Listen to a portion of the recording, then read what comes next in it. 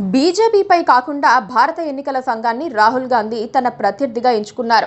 ఓట్లు చోరీ చేశారంటూ ఈసీపై దాడిని తీవ్రతరం చేశారు. అణుబాంబు లాంటి సాక్ష్యాలను ప్రకటిస్తానంటూ కర్ణాటకలోని మహదేవపుర అసెంబ్లీ నియోజకవర్గంలో ఓటర్ల జాబితా అక్రమాలు అంటూ బయటపెట్టారు. లాజికల్గా ఆలోచిస్తే అవి ఓటర్ల లిస్టులో లోపాలే తప్ప వాటితో ఫలితాలను ఎలా ప్రభావితం చేస్తారు అన్నది గట్టిగా చెప్పలేకపోతున్నారు. ఓట్ల చోరీ అంటే ఓట్లు లేకుండా చేయటం, కానీ అలా అర్హులైన ఎవరైనా ఓట్లు లేకుండా పోయారా అన్నది చెప్పడం లేదు. రాహుల్ గాంధీ ఓటర్ల జాబితాలో అక్రమాల గురించి హర్యానా లేదా మహారాష్ట్రలోని జాబితా తీసుకుని వాటిని వివరిస్తే బాగుండేది. కానీ కర్ణాటకలో కాంగ్రెస్ అధికారంలో ఉంది. ఆ పార్టీ ఘన విజయం సాధించింది. పార్లమెంటు ఎన్నికలలోనూ సగం సీట్ల వరకు గెలిచింది.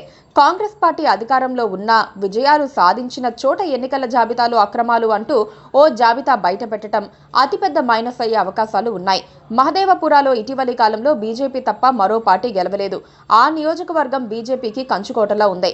50,000 వరకు బీజేపీకి గత ఎన్నికల్లో మెజారిటీ వచ్చింది. రాహుల్ గాంధీ చెప్పిన మహదేవ్పుర అసెంబ్లీ నియోజకవర్గం పూర్తి స్థాయిలో పట్టణ ప్రాంతం. బెంగళూరు అంటే ఉపాధి కేంద్రం. దేశం నలుమూలల నుంచి వచ్చి అక్కడ స్థిరపడతారు. ఓటర్లుగా నమోదు చేసుకుంటారు. తమ సొంత ప్రాంతాల్లో ఓట్లు ఉన్నా అదే పని చేస్తారు.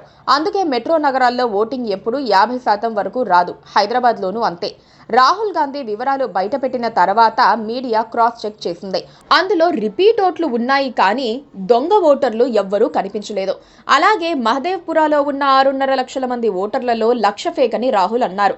అందులో ఎన్ని నిజాలున్నాయో విచారణలో తేల్తాయి, కానీ అది ఓటర్ల జాబితాలో లోపాలవుతాయి. కానీ ఆ ఓటర్లు ఫలితాలను మార్చలేరు. హైదరాబాద్లో ఓటర్ల జాబితాలను తిరగేసినా అలాంటి విచిత్రాలు జరుగుతాయి.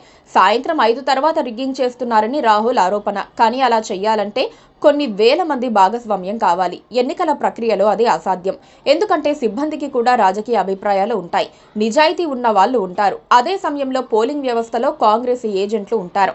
కర్ణాటక లాంటి బలమైన క్యాడర్ ఉన్న రాష్ట్రాల్లో ప్రతి పోలింగ్ కేంద్రంలో తమ ప్రతినిధి ఈవీఎంకు సీల్ వేసే వరకు ఉంటారు. మరి రిగ్గింగ్ ఎలా జరుగుతుందనేది రాహుల్ నిరూపించాల్సి ఉంది. రాహుల్ గాంధీ ఆరోపణలు చూస్తూ ఉంటే ఆయన తమ ఓటములకు ఈసీ కారణమని నిందిద్దామనుకుంటున్నారన్న అభిప్రాయం ఎవరికైనా వస్తుంది. బీహార్లో ఇలాంటి తప్పిదాలు జరుగుతున్నాయని సమగ్రమైన ఓటర్ జాబితా ప్రక్షాళన చేపడితే అక్కడ రాహుల్ గాంధీ వ్యతిరేకిస్తున్నారు. ఇతర చోట్లకు వచ్చేసరికి ఓటర్ల జాబితాలో తప్పులున్నాయని అంటున్నారు. ఈ ద్వంద్వ ప్రమాణాలతో రాహుల్ గాంధీ దేశ నాయకుడు అని ఎలా అనిపించుకుంటారో ఆయనకే తెలియాలి. ఓటములకు సాకులు చెప్పడం కన్నా అసలు కారణం వెతుక్కొని కరెక్ట్ చేసుకుంటే ఉపయోగం ఉంటుందేమో. Please subscribe to KTV Telugu. KTV Telugu. KTV Telugu. KTV Telugu channel.